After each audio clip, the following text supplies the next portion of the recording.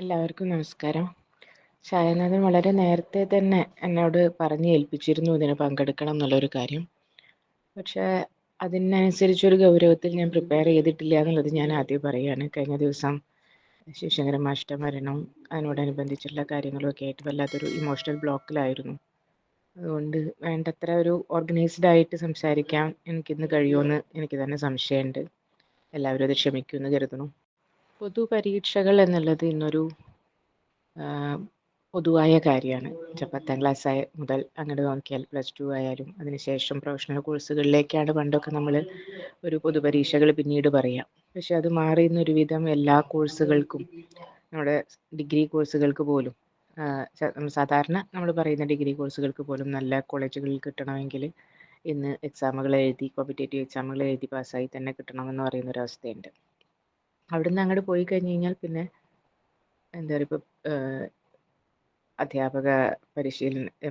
അധ്യാപന വൃത്തി നേടുന്നതിന് എന്നുള്ളൊരർത്ഥത്തിൽ തന്നെ ഇപ്പോൾ കേട്ടറ്റ് മുതൽ നെറ്റ് വരെ ഒക്കെ എക്സാമുകളായി.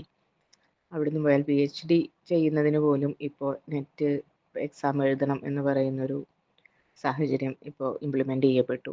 ഇങ്ങനെ വിദ്യാഭ്യാസത്തിൻ്റെ എല്ലാ മേഖലകളിലും അതിൻ്റെ ഒരു ക്വാളിഫിക്കേഷൻ അല്ലെങ്കിൽ അതിൻ്റെ ഒരു കാര്യങ്ങളിലേക്ക് വരണമെങ്കിൽ ഒരു പൊതുപരീക്ഷകൾ, കോമ്പറ്റേറ്റീവ് എക്സാമുകൾ ആവശ്യമാണ് എന്ന് പറയുന്നൊരു രീതിയിലേക്ക് ഇന്ന് കാര്യങ്ങൾ മാറിയിട്ടുണ്ട്.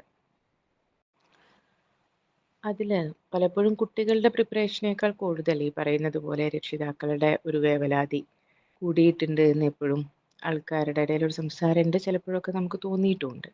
പക്ഷെ ഞാൻ അതിലൊരു അസ്വാഭാവികതയൊന്നും കാണുന്നില്ല. കാരണം നമ്മളെപ്പോഴും പഴയൊരു തലമുറയെ കമ്പയർ ചെയ്തുകൊണ്ടോ അല്ലെങ്കിൽ നമ്മുടെ തന്നെ കുട്ടിക്കാലത്തെ കമ്പയർ ചെയ്തുകൊണ്ടോ ഒക്കെയാണ് ഇന്നത്തെ രക്ഷിതാക്കൾക്ക് വേവലാതി കൂടുതലാണ് എന്ന് പറയുന്നൊരവസ്ഥ പറയാം. ഇപ്പോൾ ഞാൻ നോക്കുമ്പോൾ ഇപ്പം എൻ്റെ പ്രായം 39 വയസ്സാണ്. ഏതാണ്ട് ഒരു 20-22 വയസ്സ് മുതൽ അല്ലെങ്കിൽ ഒരു 25 വയസ്സ് മുതൽ ഇങ്ങോട്ട് ഒരു 10-50 വയസ്സിൻ്റെ ഉള്ളിലുള്ള ആൾക്കാരായിരിക്കും ഇന്ന് സ്കൂളിലേക്ക് കുട്ടിയെ പറഞ്ഞയക്കുന്ന രക്ഷിതാക്കൾ എന്ന് പറയുമ്പോൾ. അതിപ്പോൾ ഇന്നത്തെ ഒരു കാലത്ത് നമ്മൾ ഈ എൻട്രൻസ് ടെസ്റ്റ് എന്നൊക്കെ പറഞ്ഞാൽ ഏതാണ്ട് LKG വരെ എൻട്രൻസ് ടെസ്റ്റ് ഉള്ള കാലത്താണല്ലോ. അപ്പോൾ നമ്മൾ അങ്ങനെ ഒന്ന് നോക്കിക്കഴിഞ്ഞാൽ ഏതാണ്ട് എൻ്റെ ഒരു തലമുറ അല്ലെങ്കിൽ അതിൻ്റെ കുറച്ചും അപ്പുറവും ഇപ്പുറവും ഉള്ളൊരു തലമുറയാണ് നമുക്ക് ഇന്നത്തെ രക്ഷിതാക്കൾ എന്നുള്ള നിലയ്ക്ക് കാണാം. അപ്പോൾ നമുക്ക് സ്വാഭാവികമായിട്ട് ഫീൽ ചെയ്യുന്ന ഒരു കാര്യം ഉണ്ടാവും. നമ്മുടെ കുട്ടിക്കാലത്ത് നമ്മുടെ രക്ഷിതാക്കൾക്ക് ഇത്രയധികം ടെൻഷൻസ് ഒന്നും ഉണ്ടായിരുന്നില്ല. പക്ഷേ ഇന്നത്തെ നമ്മുടെ തലമുറയിൽ അത് വളരെ കൂടുതലാണ്. അങ്ങനെ നോക്കുമ്പോൾ പക്ഷെ നമ്മൾ മനസ്സിൽ കാണേണ്ട വേറൊരു കാര്യമുണ്ട്. അന്ന് പലപ്പോഴും ഇപ്പോൾ മക്കളെ കൂടെ ഇരുന്ന് പഠിപ്പിക്കുക എന്ന് പറയുന്നത് രക്ഷിതാവിൻ്റെ ഒരു ചുമതലയായിട്ടേ പലപ്പോഴും നമ്മുടെ മുമ്പിൽ ഉണ്ടായിരുന്നില്ല. കുട്ടികൾ സ്കൂളിൽ പോവും, സ്കൂളിൽ നിന്ന് തിരിച്ചു വരും. മാക്സിമം പോയാൽ ഇപ്പോൾ ഒരു പഠനാന്തരീക്ഷമൊക്കെ അല്ലെങ്കിൽ അതിനൊക്കെ പ്രാധാന്യം കൊടുക്കുന്ന കുടുംബങ്ങളാണ് എന്ന് പറഞ്ഞു കഴിഞ്ഞാൽ പോലും പഠിച്ചില്ലേ എന്നൊന്ന് അന്വേഷിക്കുക, അല്ലെങ്കിൽ എക്സാമിൻ്റെ സമയങ്ങളിലാവുമ്പോൾ പഠിച്ചു എന്നൊന്ന് റിവിഷൻ ചെയ്യിപ്പിക്കുക എന്നതിലൊക്കെ അപ്പുറത്തേക്ക് കുട്ടിയുടെ കൂടെ ദൈനംദിനമായിട്ട് ഇരുന്ന് പഠിപ്പിക്കുക എന്ന് പറയുന്നൊരു കൾച്ചർ നമ്മുടെ കുട്ടിക്കാലത്ത് നമ്മൾ എക്സ്പീരിയൻസ് ചെയ്തിട്ടില്ല. പക്ഷെ ഇന്ന് മിക്കവാറും സ്കൂളിലേക്ക് പറഞ്ഞയക്കുന്ന ഒരു കുട്ടിക്ക് അതിൻ്റെ ഇരട്ടി ഹോംവർക്കുമായിട്ട് വീട്ടിലേക്ക് വരേണ്ട ഒരവസ്ഥയുണ്ട്. അതിലിപ്പോൾ ഒരു ഗവൺമെൻറ് സ്കൂളുകളോ എയ്ഡഡ് സ്കൂളുകളോ അല്ലെങ്കിൽ പ്രൈവറ്റ് സ്കൂളുകളോ എന്നുള്ള വ്യത്യാസമൊന്നും ഇല്ലാത്തൊരവസ്ഥയിലേക്ക് ഇപ്പോൾ കാര്യങ്ങൾ വന്നിട്ടുണ്ട്. കാരണം സ്കൂളിൽ ചെയ്യുന്നതിൻ്റെ ബാക്കി പണികൾ വാട്സപ്പിലൂടെ അമ്മമാർക്ക് അയച്ചു കൊടുക്കപ്പെടുന്ന ഒരവസ്ഥ ഉണ്ട്. ഈ ഒരു ശീലത്തിൻ്റെ തുടർച്ച എന്നോണാണ് പലപ്പോഴും നമുക്ക് 10ാം ക്ലാസ് പരീക്ഷ, +2 പരീക്ഷ അല്ലെങ്കിൽ ഈ പറയുന്ന പൊതുപരീക്ഷകൾ എന്ന് പറയുന്നിടത്തേക്കൊക്കെ എത്തുമ്പോൾ അത് രക്ഷിതാവിൻ്റെ ഒരു സ്വാഭാവിക തുടർ ടെൻഷൻ എന്നുള്ള രീതിയിലേക്ക് അത് മാറുന്നതായിട്ട് തോന്നുന്നത്.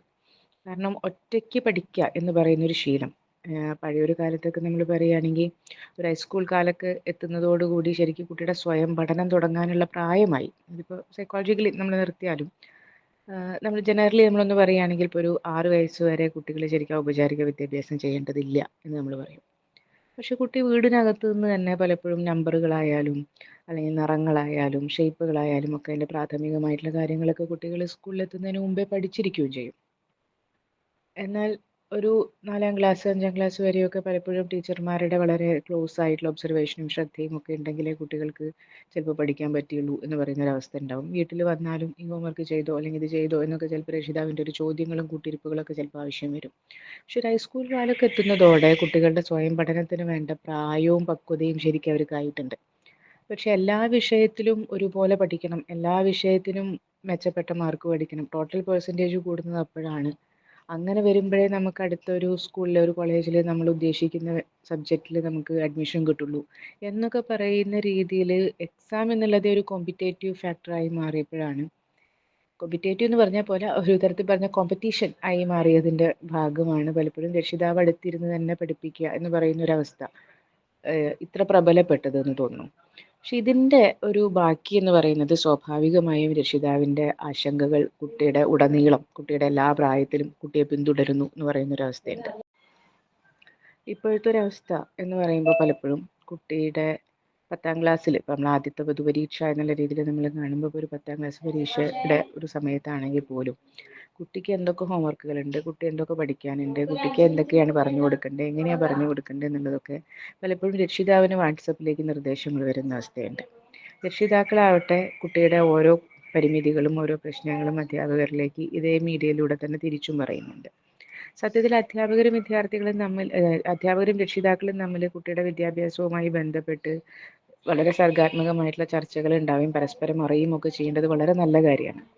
പക്ഷേ ഒരു സ്വയം പഠനത്തിൻ്റെ സ്പേസ് നഷ്ടപ്പെടുന്ന രീതിയിൽ ഉള്ള ഒരു അമിത ഇടപെടൽ പലപ്പോഴും നമുക്ക് ഇത്തരം കാര്യങ്ങളുടെ മുകളിൽ കാണാം. ഇനി രക്ഷിതാവ് കൂടെ ഇരുന്ന് പഠിപ്പിക്കുക എന്ന് പറയുന്ന ഒരു സിസ്റ്റത്തിനും സത്യത്തിൽ വലിയ പ്രശ്നമുണ്ട്. അതെന്താണെന്ന് ചോദിച്ചാൽ, നമ്മൾ രക്ഷിതാക്കൾ സത്യത്തിൽ കുട്ടികളെ പഠിപ്പിക്കാൻ പരിശീലിതരല്ല. നമ്മൾ എനിക്ക് വിദ്യാഭ്യാസം ഉണ്ട് എന്നുള്ളത് കൊണ്ട് എനിക്ക് എൻ്റെ കുട്ടീനെ പഠിപ്പിക്കാം എന്ന് കരുതിയാൽ ഞാൻ പിന്നെ കുട്ടീനെ സ്കൂളിൽ വിടുന്നത് എന്തിനെന്ന് പറയുന്നൊരു ചോദ്യം വരും.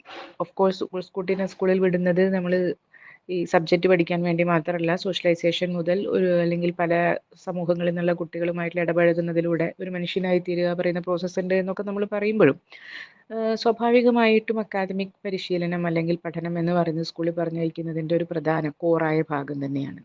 അപ്പോൾ ഒരു കുട്ടിയെ നമ്മൾ സ്കൂളിൽ പറഞ്ഞയക്കുന്നത് ഒരു കുട്ടിയെ പഠിപ്പിക്കാൻ അല്ലെങ്കിൽ ഒരു കുട്ടിയുടെ പഠനത്തിന്, നമ്മൾ പഠിപ്പിക്കുക എന്നുള്ള വാക്ക് ശരിയല്ല, നമ്മൾ പറഞ്ഞു പോയതാണ്, കുട്ടിയുടെ പഠനത്തെ സഹായിക്കുന്നതിന് അല്ലെങ്കിൽ അതിനെ പ്രേരിപ്പിക്കുന്നതിന് പരിശീലിതരായിട്ടുള്ള അല്ലെങ്കിൽ ഒരു കൈത്താങ്ങ് കൊടുക്കുന്നതിന് പരിശീലിതരായിട്ടുള്ള അധ്യാപകരുടെ അടുത്തേക്ക് നമ്മൾ നമ്മുടെ മക്കളെ പറഞ്ഞയക്കുന്നു എന്നതുകൂടിയാണ് സ്കൂളിലേക്ക് ഒരു കുട്ടിയെ പറഞ്ഞയക്കുക എന്ന് പറഞ്ഞത്. അപ്പോൾ ആ സംവിധാനം നേരെ തിരിച്ച് വീട്ടിൽ വന്ന് രക്ഷിതാക്കളോട് പഠിപ്പിക്കാൻ പറയുമ്പോൾ ഉണ്ടാകുന്ന ഒരു പ്രശ്നം എന്താണെന്ന് വെച്ചാൽ, ഈ രക്ഷിതാവ് കുട്ടിയെ പഠിപ്പിക്കാൻ പരിശീലിതരല്ല. അവരവരുടേതായ പലതരം പ്രശ്നങ്ങളുടെയും പ്രയാസങ്ങളുടെയും ഒക്കെ ഇടയിൽ ഒരു 2 മണിക്കൂർ ഉണ്ടാക്കി പിടിച്ചു കുട്ടികളെ വിളിച്ചിരുത്തി പഠിക്കുക എന്ന് പറയുന്ന സമയത്ത് കുട്ടിക്ക് ചിലപ്പോൾ പഠിക്കാനുള്ള മൂഡുണ്ടാവുന്ന സമയമല്ല, അല്ലെങ്കിൽ കുട്ടിയുടെ താല്പര്യങ്ങൾക്കനുസരിച്ച് പലപ്പോഴും നമുക്ക് നിൽക്കാൻ പറ്റില്ല.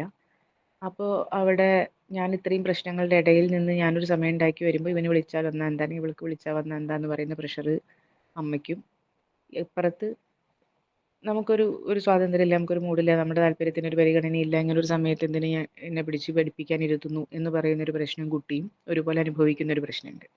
ഇനി ഇതൊക്കെ സെറ്റായാൽ പോലും എല്ലാ സബ്ജക്റ്റുകളും പഠിപ്പിക്കാൻ നമ്മുടെ സ്കൂളിൽ തന്നെ സ്പെഷ്യലൈസ്ഡ് ടീച്ചർമാരാണ്. ആ ഒരു സംവിധാനത്തിൽ നിന്ന് മാറിയിട്ടാണ് എല്ലാ വിഷയവും പഠിപ്പിക്കാൻ അമ്മ തന്നെ ഇരിക്കുന്നത് മിക്കവാറും വീടുകളിൽ. ചില വീടുകളിൽ അച്ഛനും ഉണ്ട്. പക്ഷെ ഈ പറയുന്നൊരു രക്ഷിതാവ് ഇതിലൊന്നും കുട്ടിയെ പഠിപ്പിക്കാനേ പരിശീലിതരല്ല, ഈ പറയുന്ന സർവ്വ സബ്ജക്റ്റുകളും അറിയാവുന്ന ഒരു സർവ്വവിജ്ഞാനകോശവും എന്നല്ല ഒരു രക്ഷിതാവ് എന്ന് പറയുമ്പോൾ. അപ്പോൾ പിന്നെ രക്ഷിതാവ് എന്ത് ചെയ്യണം? കുട്ടിയെ പഠിപ്പിക്കാനിരിക്കുന്നതിന് മുമ്പ് ആ പാഠഭാഗങ്ങൾ വായിക്കണം, അത് വായിച്ചത് എന്താണെന്ന് മനസ്സിലാക്കണം, എന്നിട്ട് കുട്ടീനെ പുറത്തേക്ക് പഠിപ്പിക്കാനിരിക്കണം.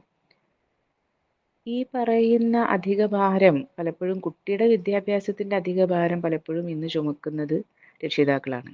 അത് കുറച്ച് പഠിക്കാൻ പിന്നോക്കമുള്ള കുട്ടികളുടെ രക്ഷിതാക്കളാണ് എങ്കിൽ അവരെ സംബന്ധിച്ചിടത്തോളം അത് തികച്ചും അധിക ഭാരം തന്നെയാണ്. അപ്പോൾ ഇതിൻ്റെ ഒരു സ്വാഭാവിക വേവലാതി അല്ലെങ്കിൽ ആഘാതം, നമ്മൾ അത്രയും സമയം ഇവിടെ കുട്ടി മാത്രമല്ല, രക്ഷിതാവിൻ്റെ അത്രയും സമയം, അത്രയും എനർജി, അത്രയും ദിവസങ്ങൾ ഇതൊക്കെ ഇൻവെസ്റ്റ് ചെയ്തിട്ടുള്ള ഒരു ഔട്ട്പുട്ടായിട്ടാണ് അവരൊരു പബ്ലിക് എക്സാമിനെ കാണുന്നത്. അപ്പോൾ കുട്ടിയുടെ ഇപ്പോൾ 10ാം ക്ലാസ് പരീക്ഷ എന്ന് പറഞ്ഞാൽ കുട്ടിയുടെ 10 വർഷത്തെ അധ്വാനത്തിൻ്റെ ഫലം എന്നതുപോലെ തന്നെ ഒരു തരത്തിൽ രക്ഷിതാവിൻ്റെയും 10-12 കൊല്ലത്തെ അധ്വാനത്തിൻ്റെ ഫലം ആയിട്ടാണ് ഈ പറയുന്ന എക്സാമിനേഷനെ കാണുന്നത്. അങ്ങനെ വരുമ്പോൾ രക്ഷിതാക്കളുടെ ആശങ്ക പണ്ടത്തേതിനേക്കാൾ കൂടി എന്ന് പറയുന്നതിൽ എന്തെങ്കിലും അത്ഭുതകരമായിട്ട് എന്തെങ്കിലും ഉണ്ടെന്ന് എനിക്ക് തോന്നുന്നില്ല. അപ്പോൾ ഇതിൻ്റെ ഒരു പരിഹാരം അല്ലെങ്കിൽ ഇതിനെന്ത് ചെയ്യും എന്ന് പറഞ്ഞൊരു ചോദ്യം മുന്നിൽ വരുമ്പോഴും ഞാനതിൽ ഏറ്റവും കൂടുതൽ പറയുക കുട്ടീനെ സ്വയം പഠിക്കാൻ പര്യാപ്തരാക്കുക എന്ന് പറയുന്നൊരു കാര്യമാണ്. അറ്റ്ലീസ്റ്റ് ഒരു ഹൈസ്കൂൾ കാലത്തിലേക്ക് കുട്ടികൾ കിടക്കുമ്പോഴെങ്കിലും കുട്ടികൾക്ക് സ്വന്തമായൊരു പഠനം എങ്ങനെ സാധ്യമാക്കാം, അല്ലെങ്കിൽ അവരുടെ ഒരു സ്വന്തം ഉത്തരവാദിത്തത്തിൽ പഠിക്കുക എന്ന് പറയുന്നതിൻ്റെ ഒരു പ്രാധാന്യത്തിലേക്ക് അവരെ എങ്ങനെ കൊണ്ടുവരാം എന്ന് പറയുന്ന ഒരു കാര്യം നമ്മൾ നോക്കേണ്ടിയിരിക്കണം. അങ്ങനെ വരുമ്പോഴേ അത് കുട്ടിയുടെ ഉത്തരവാദിത്തമായിട്ട് പഠനം ഫീൽ ചെയ്യും. നമ്മൾ രക്ഷിതാക്കളെ സംബന്ധിച്ചിടത്തോളം അത് നമ്മളുടെ ഒരു പ്രാഥമിക എന്താ പറയുക, കുട്ടിയെ പഠിക്കാനുള്ള അവസരങ്ങൾ ഉണ്ടാക്കി കൊടുക്കുക, അല്ലെങ്കിൽ അതിൻ്റെ സാഹചര്യങ്ങൾ ഒരുക്കുക എന്നതിലപ്പുറത്ത് ഓരോ സബ്ജക്റ്റുകളും കുട്ടി പഠിച്ചു എന്ന് ഉറപ്പുവരുത്തുക എന്ന് പറയുന്ന രീതിയിലുള്ളൊരു ശ്രമം ശരിക്കൊരു പാരന്റ് നടത്തേണ്ടതില്ല എന്ന് പറയാവുന്ന ഒരവസ്ഥയിലേക്ക് കുറച്ചൊക്കെ നമ്മളും മാറി നിൽക്കാൻ സ്വയം തയ്യാറാവും കൂടെ വേണം. അപ്പോഴേ അതിൽ ഈ പറയുന്ന അമിതാശങ്കകളിൽ നിന്ന് നമ്മളും പുറത്തു വരുള്ളൂ എന്ന് തന്നെയാണ് എനിക്ക് തോന്നുന്നത്. പിന്നെ ഇതിൽ ചെയ്യേണ്ട മറ്റൊരു കാര്യമുള്ളത്, ഒരു കുട്ടിക്കും എല്ലാ സബ്ജക്റ്റും ഒരുപോലെ പഠിക്കാൻ പറ്റില്ല എന്ന് പറയുന്ന പ്രാഥമികമായ ഒരു ധാരണ നമുക്ക് ഉണ്ടാവണം. ഇപ്പോൾ ഫുൾ A+ കിട്ടിയ കുട്ടിയാണെങ്കിൽ പോലും അവർക്കും അവരുടേതായിട്ടുള്ള ചില കോർ ഏരിയാസ് ഉണ്ടാവും. ആ ഏരിയയിൽ അവർ പോകുമ്പോഴാണ് അവർക്ക് അതിൽ ഉന്നതമായിട്ടുള്ള ഒരു സ്ഥാനത്ത് എത്താൻ പറ്റുക. ഇപ്പോൾ നമ്മൾ ഈ പബ്ലിക് എക്സാമുകൾ എഴുതുമ്പോഴൊക്കെ നമ്മൾ അതിൻ്റെ ഒരു പ്രാധാന്യം കുട്ടിക്ക് ബോധ്യം വേണമെന്ന് പറയുന്ന പോലെ തന്നെ അത്രയൊക്കെ പ്രാധാന്യം ഉള്ളൂ എന്നുള്ള ബോധ്യവും ചിലപ്പോൾ നമ്മൾ കുട്ടികൾക്ക് ആവശ്യമുണ്ട്, രക്ഷിതാക്കൾക്ക്. ഒരു ഉദാഹരണം പറഞ്ഞാൽ ഇപ്പോൾ 10ാം ക്ലാസ്സിലെ പരീക്ഷ അത് പ്രധാനപ്പെട്ടതാണോ ചോദിച്ചാൽ ആണ്. പക്ഷെ എന്താണ് അതിൻ്റെ പ്രാധാന്യം? നമ്മൾ ഉദ്ദേശിക്കുന്ന ഒരു ഗ്രൂപ്പ്, നമ്മൾ ഉദ്ദേശിക്കുന്ന തരത്തിലുള്ള ഒരു സ്കൂളിൽ നമുക്ക് അഡ്മിഷൻ കിട്ടണമെങ്കിൽ നമുക്ക് ശരാശരി ഏതാണ്ട് ഇത്രയൊക്കെ മാർക്ക് വേണം എന്ന് പറയുന്നൊരവസ്ഥയുണ്ട്. ഏതാണ്ട് 99% മേലെ കുട്ടികൾ പാസ്സാകുന്നിടത്ത് +2 അഡ്മിഷൻ നമ്മൾ ഉദ്ദേശിക്കുന്ന ഒരു സബ്ജക്റ്റിൽ ഉദ്ദേശിക്കുന്ന ഒരു തരത്തിൽപ്പെട്ട സ്കൂളിനകത്ത് നമുക്കൊരു അഡ്മിഷൻ കിട്ടണമെന്നുണ്ടെങ്കിൽ നമുക്ക് അതിന് അത്യാവശ്യം മാർക്കിൻ്റെ ആവശ്യം സ്വാഭാവികമായിട്ടുണ്ട്. അത് ആ അർത്ഥത്തിൽ നമുക്ക് നമ്മുടെ പെർസെൻറ്റേജിനെ നമ്മൾ കരുതേണ്ടതുണ്ട്. നമ്മൾ ഏത് ഗ്രൂപ്പ് എടുക്കാൻ ആഗ്രഹിക്കുന്നു, ഏതാണ് നമ്മുടെ ഒരു സ്കൂൾ പ്രിഫറൻസ് എന്നതിനനുസരിച്ച് ഇതിനൊക്കെ പ്രാധാന്യമുണ്ട്. എന്നാൽ അത്ര പ്രാധാന്യം ഇതിനുള്ളൂ എന്ന് പറയുന്ന ഒരു കാര്യം കൂടി നമുക്ക് ബോധ്യം വേണം. കാരണം ഇപ്പോൾ നമ്മളൊക്കെ 10ാം ക്ലാസ് പാസ്സായി, അത് പാസ്സായ സമയത്ത് ഫസ്റ്റ് ക്ലാസ് ആണോ ഡിസ്റ്റിങ്ഷൻ ആണോ റാങ്ക് ഉണ്ടോ എന്നൊക്കെ ചോദിക്കാൻ ആൾക്കാരുണ്ടായി എന്നുള്ളതിലപ്പുറം ഒരു 10-20 വർഷത്തിന് ഇപ്പുറത്തേക്ക് നിൽക്കുമ്പോൾ, അല്ലെങ്കിൽ നമ്മളൊരു തൊഴിലിനകത്ത് നിൽക്കുന്ന സമയത്ത്, അല്ലെങ്കിൽ നമ്മൾ ജീവിതത്തിന്റെ മറ്റേതെങ്കിലും ഒരു ഘട്ടത്തിൽ നിൽക്കുന്ന സമയത്ത് നമുക്ക് 10ാം ക്ലാസ്സിൽ എത്ര മാർക്ക് ഉണ്ട് എന്നത് നമുക്ക് ഏതെങ്കിലും ഒരു അർത്ഥത്തിൽ വിഷയമായിട്ടുണ്ടോ നമ്മുടെ ജീവിതത്തിൽ? +2 പരീക്ഷ കഴിയുമ്പോഴും ഇത് തന്നെയാണ് അവസ്ഥ. നമുക്കതിന് ശേഷം നമ്മൾ എഴുതാൻ ആഗ്രഹിക്കുന്ന ഒരു പരീക്ഷകളുണ്ടെങ്കിൽ അതിന് ഇപ്പോൾ നമുക്ക് നീറ്റ് പരീക്ഷ അങ്ങനത്തെ കാര്യങ്ങൾ എഴുതണമെങ്കിൽ നമുക്ക് 50% മേലെ 10ാം ക്ലാസ് +2 മാർക്ക്, സയൻസിലാണെങ്കിൽ മാർക്ക് വേണം. അല്ലെങ്കിൽ ഇങ്ങനെ പറയുന്ന അതിൻ്റെ കുറച്ച് യോഗ്യതകൾ ഉണ്ടാവും. അല്ലെങ്കിൽ നമുക്ക് നീറ്റ് എക്സാമോ കാര്യങ്ങളോ കിട്ടണമെങ്കിൽ, അല്ലെങ്കിൽ ഗേറ്റ് എക്സാം എഴുതണം, അല്ലെങ്കിൽ ഏതെങ്കിലും ഒരു കോളേജിലെ അഡ്മിഷന് നമുക്കൊരു എൻട്രൻസ് എക്സാം എഴുതണം എന്ന് പറഞ്ഞു കഴിഞ്ഞാൽ സ്വാഭാവികമായിട്ടും അതിന് അവർ തീരുമാനിക്കുന്ന ഒരു ബേസ് ലൈൻ മാർക്ക് ഉണ്ട്. പ്ലസ് നമുക്ക് സബ്ജക്റ്റ് നോളേജ് നമ്മൾ പഠിക്കുന്ന സമയത്തെ പഠിച്ചാൽ അത്രയും നല്ലതാണ്. നമ്മൾ എൻട്രൻസ് പ്രിപ്പയർ ചെയ്യുക എന്നുള്ളത് അതിൻ്റെ എക്സ്ട്രാ നടക്കേണ്ട ഒരു പണി മാത്രമാണെന്നുള്ള രീതിയിൽ നമുക്ക് കാണാം. അങ്ങനെ നമ്മൾ ആ എക്സാം എഴുതണു, അല്ലെങ്കിൽ അത് എഴുതാൻ വേണ്ടി നമ്മൾ പഠിക്കണു എന്ന ആസ്പെക്റ്റിലാണ് നമ്മൾ +2 പരീക്ഷനെ കാണുന്നതെങ്കിൽ അത് നല്ലതാണ്. ഞാൻ പറയുന്നത്, നമ്മൾ പരീക്ഷയ്ക്ക് എത്ര മാർക്ക് കിട്ടണു എന്നതിനേക്കാട്ടിലപ്പുറത്ത് നമ്മൾക്കൊരു ലക്ഷ്യമുണ്ട്. നമുക്ക് ഇന്ന കാര്യമാണ് കിട്ടേണ്ടത്, അല്ലെങ്കിൽ ഇന്ന കോഴ്സാണ് നമുക്ക് അഡ്മിഷൻ എടുക്കേണ്ടത്, അല്ലെങ്കിൽ എനിക്ക് ഇന്ന എക്സാം എഴുതുമ്പോൾ ഇത് ആവശ്യമുണ്ട് എന്ന നമ്മുടെ ഒരു ലക്ഷ്യബോധത്തിൻ്റെ മുകളിലാണ് നമ്മൾ പഠിക്കുന്നതെങ്കിൽ ആ പഠനം കുറേയും കൂടെ കുട്ടികൾക്കും താല്പര്യമുള്ളതായിരിക്കും, നമ്മൾക്കും കുറേയും കൂടെ റിലാക്സ്ഡ് ആയിട്ട് അതിനെ കാണാൻ പറ്റും.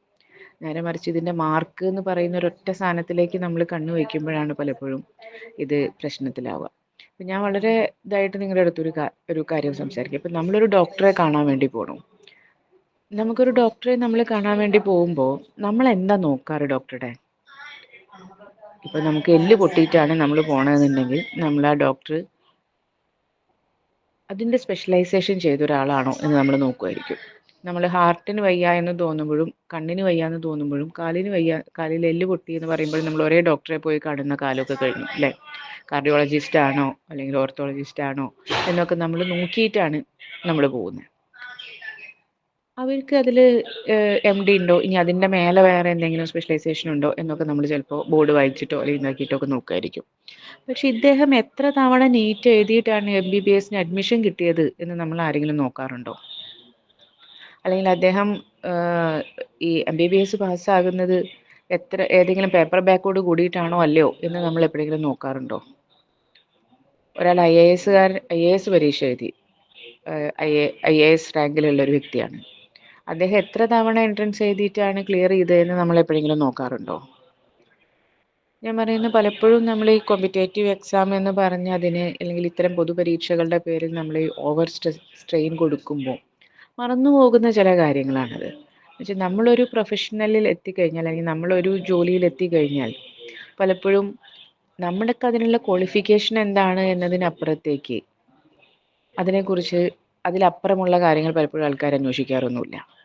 അപ്പോൾ ഇതൊരു നമ്മുടെ ഒരു പേസിൽ പഠിക്കുക, നമ്മൾക്ക് സാധ്യമാകുന്ന ഒരു വേഗതയിൽ പഠിക്കുക, നമുക്ക് സാധ്യമാകുന്നിടത്തോളം ആഴത്തിൽ പഠിക്കുക എന്ന് പറയുന്നതിന് പ്രാധാന്യം കൊടുക്കുകയും ഈ വളരെ എന്താ പറയുക ഈ ഈ വർഷം അല്ലെങ്കിൽ ഇന്ന ഇത് എന്ന് പറഞ്ഞിട്ട് ഇങ്ങനെ പിരിമുറുക്കിക്കൊണ്ടുള്ള പഠനത്തിന് കുറച്ചും കൂടി അയവ് വരുത്തിക്കൊണ്ട് പഠിക്കാൻ വേണ്ടി തയ്യാറാവുകയും ചെയ്യുക എന്ന് പറയുന്നത് അത് കുട്ടികളോടായാലും രക്ഷിതാക്കളായാലും അത് ഉൾക്കൊള്ളുകയും അത് പരസ്പരം ചർച്ച ചെയ്യപ്പെടുകയും ചെയ്യേണ്ട ഒരു കാര്യമുണ്ട് എന്നാണ് എനിക്ക് തോന്നിയിട്ടുള്ളത്.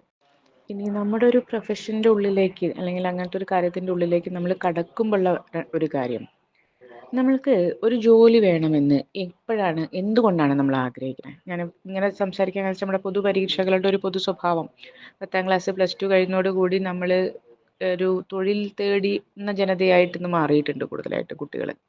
പ്രത്യേകിച്ചും പ്രൊഫഷണൽ കോഴ്സുകൾക്കാണ് കൂടുതൽ ആൾക്കാരും ശ്രദ്ധ വയ്ക്കുന്നത്. അതിൽ വേറെയും കുറേ പ്രശ്നങ്ങളുണ്ട്, അതിലേക്ക് പിന്നീട് വരാം. പക്ഷെ നമ്മൾ ഇത്തരം ഒരു മെജോറിറ്റി അതിലേക്ക് പോകുമ്പോൾ തന്നെ ഞാൻ ചെയ്യേണ്ട ജോലി എന്താണ് എന്ന് തിരഞ്ഞെടുക്കുന്നത് ഏതർത്ഥത്തിലാണ്? അത് അതിൻ്റെ സോഷ്യൽ സ്റ്റാറ്റസിനെ ബേസ് ചെയ്തിട്ടാണോ? അതിൻ്റെ റെമ്യൂണറേഷനെ ബേസ് ചെയ്തിട്ടാണോ? അല്ലെങ്കിൽ മറ്റെന്താണ് അതിനെ പ്രേരിപ്പിക്കുന്ന ഒരു കാര്യം? എനിക്കതിൽ പറയാനുള്ള 2 കാര്യങ്ങൾ. ഒന്ന്, നമ്മളൊരു കോമ്പറ്റേറ്റീവ് വേൾഡ് ആണ് എന്ന് നമ്മൾ പറയുമ്പോൾ തന്നെ, അല്ലെങ്കിൽ കോമ്പറ്റേറ്റീവ് എക്സാംസ് എന്നല്ലേ നമ്മൾ പറയുക, ഈ പൊതുപരീക്ഷകൾ എന്നുള്ള പറയുന്ന ഇത്തരം സംഭവങ്ങളിലൊക്കെ നിൽക്കുമ്പോൾ നമ്മൾ ഓർക്കേണ്ട ഒരു കാര്യം, നമുക്കൊരു തൊഴിലിടത്തിലെ നമ്മുടെ സക്സസ് എന്ന് പറയുന്ന കാര്യം, അല്ലെങ്കിൽ ഒരു പഠന മേഖലയിൽ ഹയർ സ്റ്റഡീസിലെ നമ്മുടെ സക്സസ് എന്ന് പറയുന്ന കാര്യം പലപ്പോഴും നമ്മളുടെ യഥാർത്ഥ കപ്പ് ഓഫ് ടീ ആയിട്ടുള്ള ഒരു സബ്ജക്റ്റ് എന്താണ്, ടോപ്പിക് എന്താണ് എന്ന് തിരിച്ചറിഞ്ഞ് അത് പഠിക്കുന്ന സമയത്ത് സ്വാഭാവികമായിട്ടും നമുക്കതിൽ എക്സൽ ചെയ്യാൻ പറ്റും. നേരെ മറിച്ച് ഈ പറയുന്ന ചില പൊതു ഒഴുക്കുകളുടെ പിന്നാലെ പോയിട്ട് അത് കിട്ടണം, അത് കിട്ടിയാലാണ് ജീവിതം രക്ഷപ്പെടുക എന്ന അർത്ഥത്തിൽ നമ്മൾ പോയിട്ട് അവിടെ നമ്മളൊരു ശരാശരിയോ അല്ലെങ്കിൽ അതിൽ താഴെയോ ആയി നിൽക്കുമ്പോൾ നമുക്ക് ആ പഠനത്തിൽ ഒരിക്കലും സാറ്റിസ്ഫാക്ഷൻ ഉണ്ടാവില്ല, അല്ലെങ്കിൽ നമ്മൾക്കൊരു തൊഴിലിടത്തിൽ നമുക്കൊരു സാറ്റിസ്ഫാക്ഷൻ ചിലപ്പോൾ ഉണ്ടായിക്കൊള്ളണമെന്നില്ല. നേരെ മറിച്ച് അത്രയൊന്നും പൊലിമകളില്ലാത്ത ഒരു തൊഴിലോ പഠനമോ ആണെങ്കിൽ പോലും അത് നമുക്ക് ആസ്വദിച്ച് ചെയ്യാൻ പറ്റുന്നുണ്ടെങ്കിൽ, അതിൻ്റെ ഏതെങ്കിലും ഒരു ഏരിയ നമുക്ക് എക്സൽ ചെയ്യാൻ പറ്റുമെന്നുണ്ടെങ്കിൽ പലപ്പോഴും നമുക്ക് ലൈഫിൽ കൂടുതൽ ആത്മാഭിമാനം ഉണ്ടാക്കുന്നതും സന്തോഷം ഉണ്ടാക്കുന്നതും ഒക്കെ ചിലപ്പോൾ അതായിരിക്കും. ഒരു ഉദാഹരണത്തിന് നമ്മൾ പറഞ്ഞു, ഇപ്പം നമ്മളൊരു പർട്ടിക്കുലർ ജോലിയിൽ കയറി, ആ ജോലി ഇന്ന ആളാണ്, അയാളിപ്പോൾ ഇന്നതായി എന്നുള്ളൊരു സോഷ്യൽ സ്റ്റാറ്റസ് എന്ന് പറയുന്ന ഒരു കാര്യം എത്ര കാലം നമ്മുടെ കൂടെ ഉണ്ടാവും? കുറച്ച് ദിവസമൊക്കെ നമ്മുടെ വീട്ടുകാർ നാട്ടുകാർ പറയുമായിരിക്കും.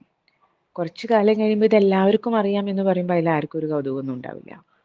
പിന്നെ നമ്മൾ ഏത് തൊഴിലിടത്തിലാണോ ആ തൊഴിലിടവുമായി ബന്ധപ്പെട്ട ആൾക്കാരായിരിക്കും നമുക്ക് ചുറ്റുമുള്ള ആൾക്കാരെ നമ്മൾ ദിവസേന കാണുന്നത്. ഒരു അധ്യാപകരാണെങ്കിൽ അവർ ദിവസേന കാണുന്ന അഡൽട്ട്സ് എന്ന് പറയുന്നതിൽ ഭൂരിഭാഗം അവരുടെ ഒപ്പമുള്ള അധ്യാപകരായിരിക്കും. ഒരു ഡോക്ടറാണെങ്കിൽ ആ ഹോസ്പിറ്റലിലെ മറ്റു ഡോക്ടേഴ്സിൻ്റെ ഇടയിലായിരിക്കും അവർ ഏറ്റവും കൂടുതൽ സമയം. ഇങ്ങനെയുള്ളൊരിടത്ത് നമ്മളോടൊപ്പമോ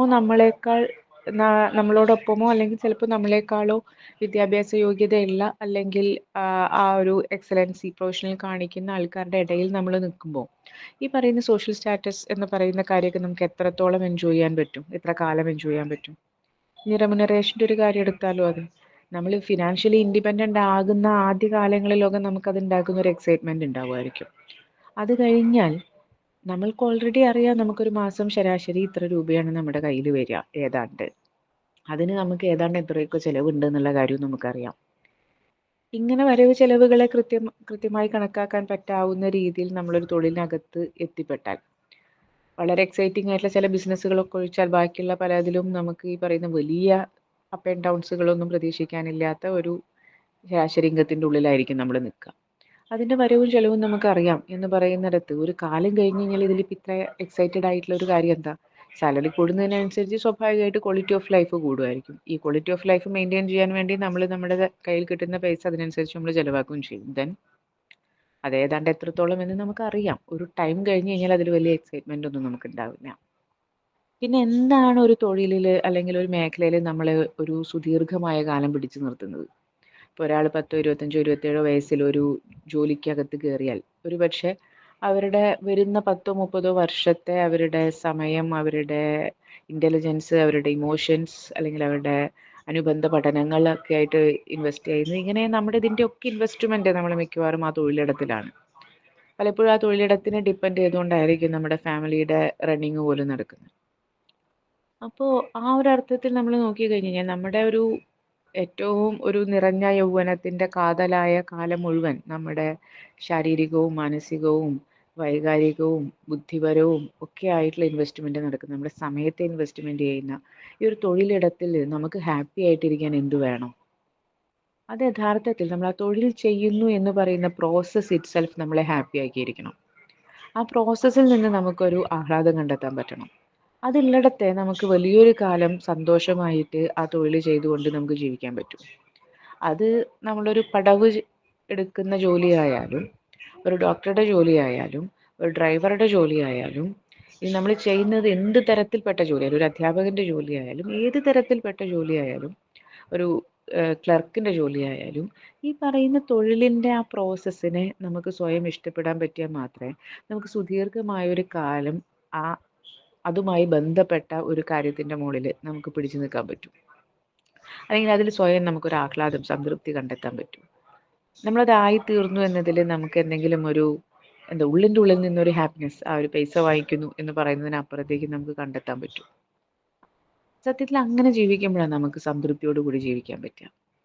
അപ്പോൾ നമ്മുടെ മുമ്പിലത്തെ ഏറ്റവും പ്രധാനപ്പെട്ട ഒരു പ്രശ്നം, നമ്മുടെ ഹയർ സ്റ്റഡീസ് എന്ന് പറയുന്ന ഒരു കാര്യം വരുമ്പോൾ, അല്ലെങ്കിൽ നമ്മുടെ തൊഴിൽപരമായ പഠനം എന്ന് പറയുന്ന ഒരു കാര്യം വരുമ്പോൾ, ആ പ്രോസസ്സ് ഇറ്റ്സെൽഫ്, ആ പ്രോസസ്സിനെ നമ്മൾക്ക് ആഹ്ലാദത്തോടു കൂടിയിട്ട് അനുഭവിക്കാൻ പറ്റണ്ടേ, അതിലൊരു സംതൃപ്തി കണ്ടെത്താൻ പറ്റണ്ടേ? അപ്പോഴല്ലേ നമുക്ക് ജീവിതത്തിനോടും ഒരു സംതൃപ്തി ഉണ്ടാവുക. ആ ഒരു അർത്ഥത്തിലാണോ പലപ്പോഴും നമ്മൾ നമ്മുടെ ഏത് ഗ്രൂപ്പ് നമ്മൾ പഠിക്കണമെന്ന് നമ്മൾ തീരുമാനിക്കുന്നത്, ഏത് കോമ്പറ്റേറ്റീവ് എക്സാം നമ്മൾ എഴുതണമെന്ന് തീരുമാനിക്കുന്നത്, അല്ലെങ്കിൽ ഏത് മേഖലയിലാണ് നമ്മൾ പഠിക്കേണ്ടത്, അല്ലെങ്കിൽ എന്തുകൊണ്ട് ഞാൻ ഈ സബ്ജക്റ്റിൽ പഠിക്കുന്നു എന്ന് നമ്മൾ തീരുമാനിക്കുന്നത്? നമ്മൾ ഇങ്ങനെ ഒരു കാഴ്ചപ്പാടോട് കൂടിയിട്ടാണോ എന്ന് സ്വയം പരിശോധിക്കേണ്ടതുണ്ട്. അങ്ങനെ ഒരു പരിശോധനയ്ക്ക് നമ്മൾ തയ്യാറാവുകയാണ് എങ്കിൽ പലപ്പോഴും നമ്മളുടെ ഏറ്റവും പ്രിയപ്പെട്ട സബ്ജക്റ്റുകൾ, അല്ലെങ്കിൽ നമ്മൾക്ക് പഠിക്കാൻ ഏറ്റവും ഇഷ്ടപ്പെട്ട മേഖലകളിലാണ് നമ്മുടെ പഠനത്തെ നമ്മുടെ കുട്ടികൾ തിരഞ്ഞെടുക്കുന്നത് എന്ന് പറയുന്നൊരു സാഹചര്യം ഉണ്ടെങ്കിൽ, അതിന് കുട്ടിക്ക് സ്വാതന്ത്ര്യമുണ്ട് എന്ന തിരിച്ചറിവോടുകൂടി അതിൻ്റെ ഒപ്പം നിൽക്കാനുള്ള ഒരു മനസ്സ് നമ്മൾ രക്ഷിതാക്കൾക്ക് ഉണ്ടാവുന്നുണ്ടെങ്കിൽ, എനിക്ക് തോന്നുന്നു നമ്മുടെ പൊതുപരീക്ഷകൾ ഇത്ര തന്നെ നമുക്ക് ഹാർഡായിട്ട് ഫീൽ ചെയ്യില്ല, നമുക്കായാലും കുട്ടിക്കായാലും. കുട്ടിയുടെ കഴിവെന്തോ, കുട്ടിയുടെ താല്പര്യമെന്തോ, അതിനോടൊപ്പം നിന്നുകൊണ്ട് പഠനാവസരങ്ങളെ ഉണ്ടാക്കി കൊടുക്കുക, അതിനുള്ള സാഹചര്യങ്ങൾ ഉണ്ടാക്കി കൊടുക്കുക എന്ന് പറയുന്ന ഒരവസ്ഥയിലേക്ക് നമുക്ക് നമ്മളെ സ്വയം മെച്ചപ്പെടുത്താൻ കഴിയുമോ എന്ന് പറയുന്നതാണ് നമ്മുടെ മുമ്പിലുള്ള ഏറ്റവും വലിയ ചാലഞ്ച് എന്ന് എനിക്ക് തോന്നുന്നു. പിന്നെ പലപ്പോഴും ഉള്ളൊരു പ്രശ്നം എന്താണെന്ന് വെച്ച് കഴിഞ്ഞാൽ, എല്ലാവരും ഇങ്ങനൊരു ഓട്ടത്തിലാണ്. ഈ ഒരു മത്സര ഓട്ടത്തിനിടയിൽ നമ്മൾ കാലിടറി വീണുപോയാൽ നമ്മൾക്ക് പിടിച്ചു കയറാനൊന്നുമില്ല, അല്ലെങ്കിൽ പിടിച്ചു കയറാനാവില്ല എന്ന് പറയുന്ന ചില ആശങ്കകളാണ്.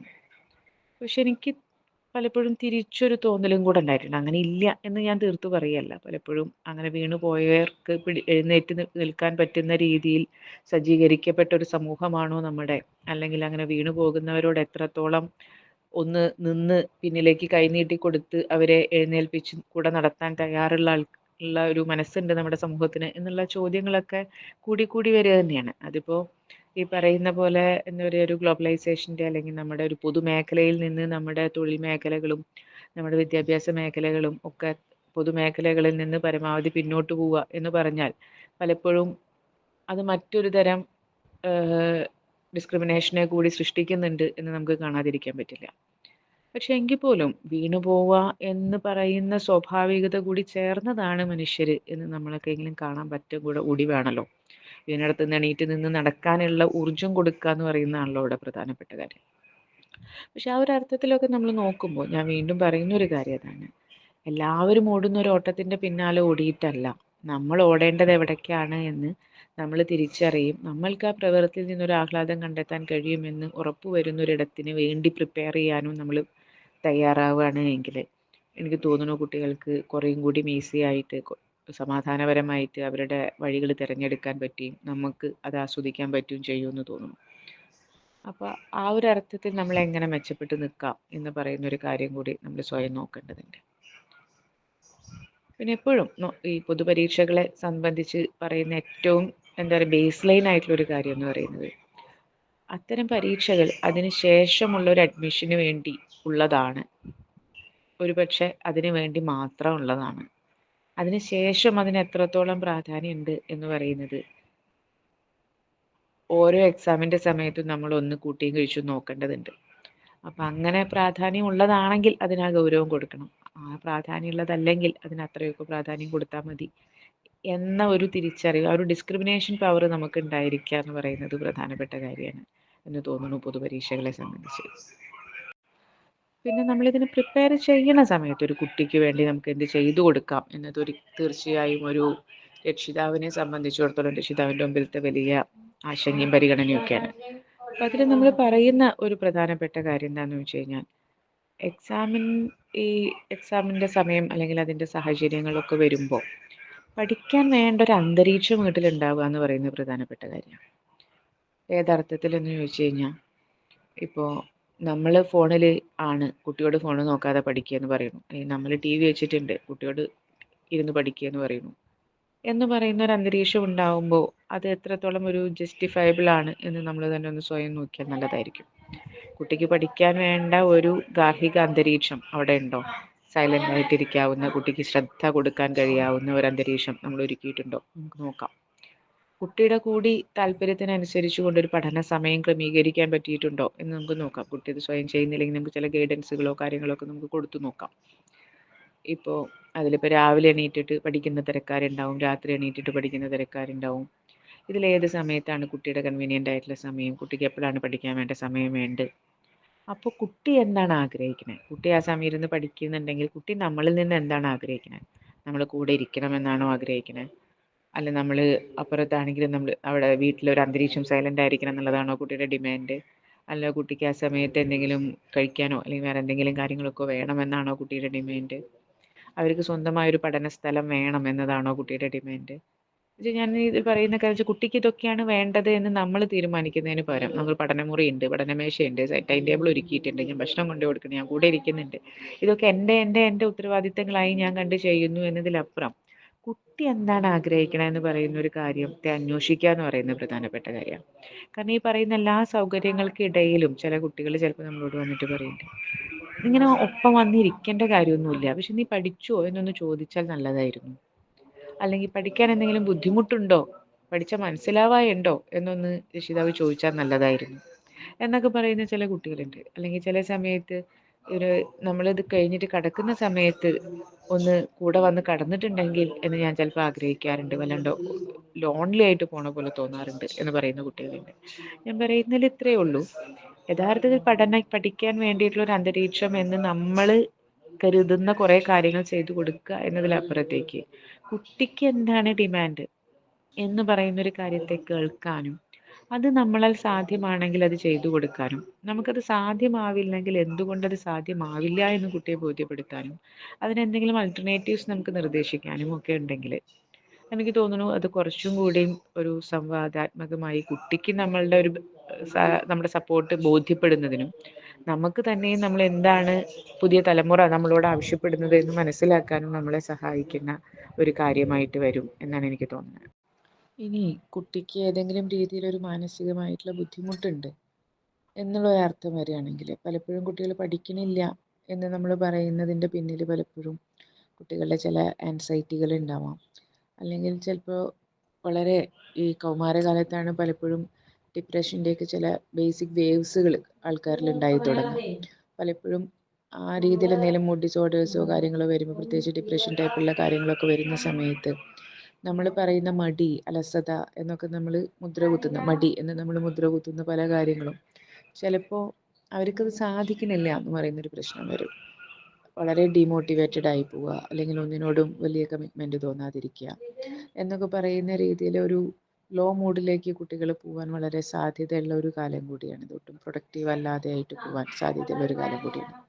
അതേപോലെ തന്നെ വളരെ റേഷണലായിട്ട് ചിന്തിക്കുന്നതിനേക്കാൾ കൂടുതൽ ഇമോഷണലായിട്ട് കാര്യങ്ങളെ കാണുന്ന ഒരു പ്രായം കൂടിയാണ് നമ്മുടെ ടീനേജ് പ്രായം എന്ന് പറയുന്നത്. നമ്മുടെ 10ാം ക്ലാസ്, പ്ലസ് ടു, നീറ്റ് എക്സാമുകളെല്ലാം വരുന്നത് അത്തരം ഒരു പ്രായത്തിലാണ് എന്ന് പറയുന്ന ഒരു പ്രശ്നം കൂടിയുണ്ട്. അപ്പം അത്തരം ഒരു കാര്യങ്ങളിലേക്ക് വരുമ്പോഴും ഈ കുട്ടികളുടെ മാനസികമായിട്ടുള്ള ആരോഗ്യത്തെ നമ്മൾ എത്രത്തോളം പരിഗണിക്കുന്നു എന്ന് പറയുന്ന കാര്യവും പ്രാധാന്യമുണ്ട്. അതൊരു എക്സാമിൻ്റെ സമയത്ത് എന്നുള്ള അർത്ഥത്തിൽ മാത്രമല്ല ഞാൻ പറഞ്ഞത്, അതൊരു ത്രൂ ഔട്ട് നമ്മുടെ ശ്രദ്ധ ആവശ്യമുള്ളൊരു കാര്യമാണ്. പലപ്പോഴും നമുക്ക് ഇതിനെക്കുറിച്ച് അറിവുണ്ടായി എന്നതുകൊണ്ട് മാത്രം നമുക്ക് നമ്മുടെ കുട്ടിയുടെ കാര്യമാകുമ്പോൾ അത് തിരിച്ചറിഞ്ഞുകൊള്ളണം എന്നില്ല. കാരണം അവിടെ നമുക്ക് പലപ്പോൾ ഞാൻ പറയുന്നത് മിക്കവാറും അധ്യാപകർ അല്ലെങ്കിൽ ഇന്നത്തെ കാലത്ത് ഇപ്പോൾ അംഗൻവാടി ടീച്ചർമാർക്കാണെങ്കിലും ആശാ വർക്കേഴ്സിനാണെങ്കിലും അധ്യാപകർക്കാണെങ്കിലും ഒക്കെ ഇത്തരം പരിശീലനങ്ങൾ കിട്ടുന്നുണ്ട്. കുട്ടികളുടെ കൗമാരക്കാലത്തെ കുട്ടികളുടെ പ്രശ്നങ്ങൾ എങ്ങനെയാണെന്നൊക്കെ പറഞ്ഞിട്ട് ധാരാളം ക്ലാസ്സുകൾ കിട്ടുന്നുണ്ട്. ഇപ്പോൾ ഞാൻ തന്നെ ക്ലാസ് എടുത്ത അനുഭവങ്ങൾ എനിക്കുണ്ട്. രക്ഷിതാക്കൾ എന്നുള്ള നിലയ്ക്ക് അല്ലെങ്കിൽ ഇത്തരം പ്രവർത്തകർ എന്നുള്ള നിലയ്ക്ക് ഇന്ന് അതിന് വലിയ ജാഗ്രത നമ്മുടെ സമൂഹത്തിലുണ്ട്. പക്ഷെ അത് പലപ്പോഴും അവനവൻ്റെ കുട്ടി എന്ന് പറയുന്ന ഒരു വൈകാരികതയിൽ നമ്മൾ നിൽക്കുമ്പോൾ നമുക്ക് ഇത്തരം ഒരു പ്രശ്നത്തെ തിരിച്ചറിയുക എന്നുള്ളത് കുറേയും കൂടി ബുദ്ധിമുട്ടുള്ളൊരു കാര്യമാണ്. അപ്പോൾ നമ്മളതിലവിടെ നോക്കേണ്ട ഒരു കാര്യം, നമ്മളുടെ കുട്ടിയുടെ അതുവരെയുള്ള പെർഫോമൻസിൽ നിന്ന് വ്യത്യസ്തമായിട്ടുള്ള പെർഫോമൻസുകൾ കുട്ടികൾ കാണിക്കുന്നുണ്ടെങ്കിൽ, അതുവരെയുള്ള അവരുടെ ജീവിതക്രമത്തിൽ നിന്ന് വളരെ വ്യത്യസ്തമായിട്ടുള്ള ചില ജീവിതക്രമങ്ങൾ നമ്മൾ കാണിക്കുന്നുണ്ടെങ്കിൽ, അതിൻ്റെ മുകളിൽ കുറ്റപ്പെടുത്തുക എന്ന് പറയുന്നതിനപ്പുറം അവർക്ക് എന്താണ് അവരുടെ ബുദ്ധിമുട്ട് എന്ന് ചോദിച്ചറിയാൻ പറ്റുന്ന ഒരു സാഹചര്യം ഉണ്ടോ എന്ന് നമ്മൾ നോക്കുകയും അതിന് പറ്റുന്നില്ലെങ്കിൽ അവരുടെ അധ്യാപകർ അല്ലെങ്കിൽ സ്കൂൾ കൗൺസിലേഴ്സ് അല്ലെങ്കിൽ അതിന് പുറത്തുള്ള തെറാപ്പിസ്റ്റുകൾ ഇങ്ങനെയുള്ള ആൾക്കാരുടെ സേവനം നമ്മൾ നോക്കാനും തയ്യാറാവണം. കാരണം പലപ്പോഴും നമ്മളോട് പറയാത്തൊരു കാര്യം ചിലപ്പോൾ ഏറ്റവും അടുപ്പമുള്ളൊരു അധ്യാപകരോട് പറയാൻ, അല്ലെങ്കിൽ ഒരു സ്കൂൾ കൗൺസിലറോട് പറയാൻ, അല്ലെങ്കിൽ ഇപ്പോൾ തീർത്തും അപരിചിതരായ പുറത്തുള്ള ഒരാളോട് പറയാനൊക്കെ ചിലപ്പോൾ കുട്ടികൾ വില്ലിങ്നെസ് കാണിക്കും. അത് നമുക്ക് പലപ്പോഴും അത് അസ്വസ്ഥത ഉണ്ടാക്കും. കാരണം നമ്മൾ പഠിച്ചു വെച്ചൊരു കാര്യമുണ്ടല്ലോ, ടീനേജ് ഏജിലെ കുട്ടികളുടെ അടുത്ത് വളരെ ഫ്രണ്ട്ലി ആയിരിക്കണം, അല്ലെങ്കിൽ നമ്മൾ അതിനു വേണ്ടി കുറേ ശ്രമങ്ങൾ നടത്തും.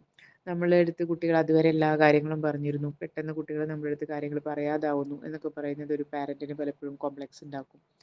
അപ്പോൾ അതിൽ നമ്മൾ മനസ്സിലാക്കേണ്ട വേറൊരു കാര്യം എന്താണെന്ന് വെച്ച് കഴിഞ്ഞാൽ, ഞാൻ എത്രയൊക്കെ ഫ്രണ്ട്ലി ആയി എന്ന് പറഞ്ഞാലും ഞാൻ എൻ്റെ കുട്ടിയുടെ ഫ്രണ്ടല്ല, രക്ഷിതാവാണ് എന്ന് എനിക്കും അറിയാം, കുട്ടിക്കും അറിയാം. അത് നമ്മുടെ ഫ്രണ്ടാണ് എന്ന് പറഞ്ഞിട്ട് കാര്യമൊന്നുമില്ല. കാരണം ഒരു ഫ്രണ്ടിനുള്ളതിനേക്കാൾ കൂടുതൽ വൈകാരികമായിട്ടുള്ള അടുപ്പം നമുക്ക് കുട്ടിയോടും കുട്ടിക്ക് നമ്മളോടും ഉണ്ട് എന്നുള്ളത് കൂടിയാണ് അതിൻ്റെ കാര്യം. അപ്പം നമുക്ക് ആ ഒരു അർത്ഥത്തിൽ മാത്രം പലപ്പോഴും റേഷണലായിട്ട് മാത്രം നമുക്ക് കുട്ടിയെ സമീപിക്കാൻ കഴിയില്ല. അത് കുട്ടിക്കും അറിയാം, റേഷണലായിട്ട് മാത്രം നമുക്ക് കുട്ടിയെ സമീപിക്കാൻ പറ്റില്ല എന്ന് പറയുന്ന കാര്യം. കുട്ടിക്കും നമ്മളോട് പലപ്പോഴും ഒരു ടീച്ചറോട് പറയുന്ന പോലെ അല്ലെങ്കിൽ പുറത്തൊരാളോട് പറയുന്നത് പോലെ എല്ലാ കാര്യങ്ങളും നമ്മളോട് പറയാൻ പറ്റിയെന്നും വരില്ല. കാരണം അത് കുട്ടികൾ മുതിരുന്ന സമയത്ത് അവർക്ക് അവരുടെ ചില പ്രൈവസികൾ ഉണ്ടാവുക എന്ന് പറയുന്ന കാര്യം വളരെ സ്വാഭാവികമാണ്. അതൊരു മുതിർന്ന മനുഷ്യൻ്റെ ലക്ഷണമാണ്. അവർക്ക് ചില പ്രൈവസികൾ ഉണ്ടാവുക, അല്ലെങ്കിൽ ചില പ്രൈവറ്റ് സ്പേസുകൾ ഉണ്ടാവുക എന്നുള്ളത്. അപ്പോൾ ഒരു ടീനേജ് പ്രായം എന്ന് പറയുമ്പോൾ അവർ മുതിർന്നു വരുന്ന മനുഷ്യരാണ് എന്ന് നമ്മൾ കാണണം. അപ്പോൾ അതിൻ്റെ ചില സിംറ്റംസ് സ്വാഭാവികമായിട്ട് അവരിൽ ഉണ്ടാവും, ചില രീതികൾ അവരിൽ ഉണ്ടാവും. അപ്പോൾ അതിന് നമ്മൾ ഇൻസെക്യൂർഡ് ആവേണ്ട കാര്യമൊന്നുമില്ല. അത് നമ്മളോടുള്ള ഇഷ്ടമില്ലായ്മ കൊണ്ടോ അല്ലെങ്കിൽ നമ്മളോടുള്ള ഈ ഫ്രണ്ട്ലി അല്ലാത്തത് കൊണ്ടോ മാത്രം ചെയ്യുന്ന കാര്യമാണ് എന്ന് നമ്മൾ കരുതണ്ട. അത് അവരുടെ വളർച്ചയുടെ സ്വാഭാവികമായിട്ടുള്ളൊരു ഘട്ടമാണ്. അവർ നമ്മളിൽ നിന്ന്, രക്ഷിതാവിൽ നിന്ന് ചില പ്രൈവസികൾ അവർ ആഗ്രഹിക്കും. അതിൽ കൂടുതൽ ചിലപ്പോൾ അവരവരുടെ സുഹൃത്തുക്കളോട് പറയാം, ചിലപ്പോൾ അധ്യാപകരോട് പറയാം, ചിലപ്പോൾ മറ്റുള്ള ആളുകളോട് പറയാം, ഇതൊക്കെ ചെയ്യാം. അപ്പോൾ അവരിൽ ഇത്തരത്തിലുള്ള എന്തെങ്കിലും ഒരു ബുദ്ധിമുട്ട്, അതുവരെയുള്ള അവരുടെ ഒരു പെർഫോമൻസ് സ്കെയിലിൽ നിന്ന് എന്തെങ്കിലും വ്യത്യാസം നിങ്ങൾക്ക് ഫീൽ ചെയ്യുന്നുണ്ടെങ്കിൽ, അല്ലെങ്കിൽ അവരുടെ പെരുമാറ്റ രീതികളിൽ വ്യത്യാസം ഫീൽ ചെയ്യുന്നുണ്ടെന്നുണ്ടെങ്കിൽ, അത് ഇത്തരത്തിലുള്ള എന്തെങ്കിലും ഒരു സംവിധാനവുമായി ബന്ധപ്പെടുത്തി കൊടുക്കുക എന്ന് പറയുന്നതും അവിടെ പ്രധാനപ്പെട്ട ഒരു കാര്യമാണ്.